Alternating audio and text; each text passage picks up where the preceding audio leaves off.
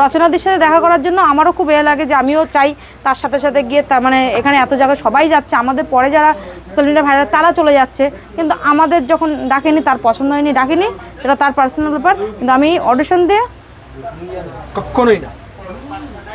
আচ্ছা, মাথা ঝুঁকেগা নেই, ঝুঁকেগা নেই। আচ্ছা আচ্ছা, এবার শুরু হোক।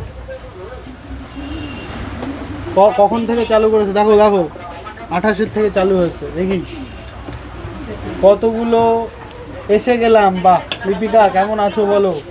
আজকে মিষ্টিদির পরীক্ষা নিচ্ছি আমরা, 1 মিনিটে কটা রুটি বেলতে পারে।